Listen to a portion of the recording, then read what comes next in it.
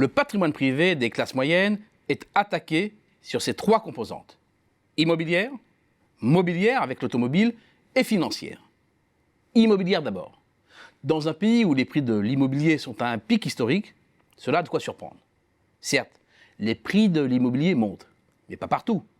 Les tendances haussières à Paris, en petite couronne et dans quelques grandes métropoles régionales, Nantes, Rennes, Bordeaux, Lyon par exemple, ne résument pas à elles seules la réalité d'un marché national à 3 vitesses. Selon les données notariales, 45% des départements ont enregistré une progression des prix des appartements dans l'ancien en 2018. 40% ont connu une baisse et 15% sont restés stables. Bref, la tendance haussière ne concerne même pas la moitié des départements. En outre, même là où les prix augmentent, ce n'est qu'une moyenne. La carte de France immobilière ressemble à une peau de léopard. Une peau de léopard où les taches brunes représentent les zones les plus tendues où les prix flambent, le plus souvent les grandes agglomérations. Mais il y a aussi les taches blanches, ces zones en perte de vitesse, le plus souvent situées en périphérie.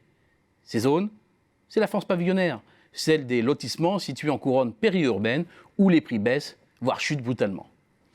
Or, le poids de la résidence principale dans l'ensemble du patrimoine des classes moyennes est écrasant. C'est nettement plus de la moitié, jusqu'à plus de 70% pour les ménages dont le montant du patrimoine les place entre le 5e et le 7e décile. Plus varié en haut de la pyramide, le patrimoine des plus aisés est plus diversifié, faisant tomber la part de la résidence principale à peine plus de 10%. La France des lotissements, c'est aussi celle de la voiture. Et pour cause, au manque de transports en commun s'ajoutent les conditions d'accès difficiles aux services au sens large. Écoles, commerces, services administratifs, médicaux, culturels. L'automobile est de leur l'outil indispensable pour y accéder.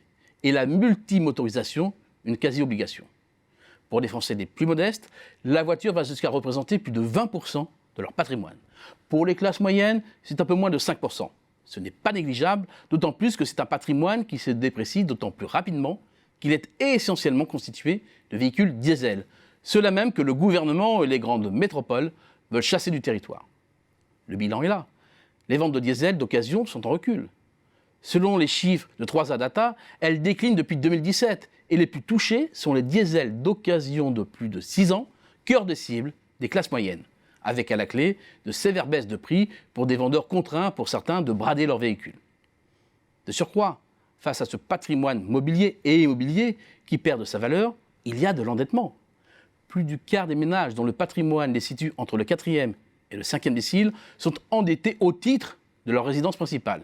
Une part qui monte à 42,4% pour ceux qui sont entre le 6e et le 7e décile. La part des ménages endettés pour l'achat d'automobiles est plus faible, mais près du quart des ménages situés entre le 6e et le 7e décile sont concernés. Reste le patrimoine financier des classes moyennes, constitué à près de 90% des comptes chèques, des livrets défiscalisés et de l'assurance vie.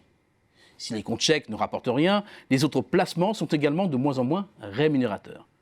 De 0,5% pour le compte d'épargne logement à 1,25% pour le livret d'épargne populaire, en passant par 0,75% pour le livret A. En fait, seul le LEB se hisse au-dessus de l'inflation. Bref, en termes réels, les rendements sont globalement négatifs. L'assurance vie s'en sort un peu mieux, mais la tendance est à la baisse. Attaqué sur toutes ces composantes, le patrimoine des classes moyennes se déprécie et participe de plus en plus à la montée des mécontentements.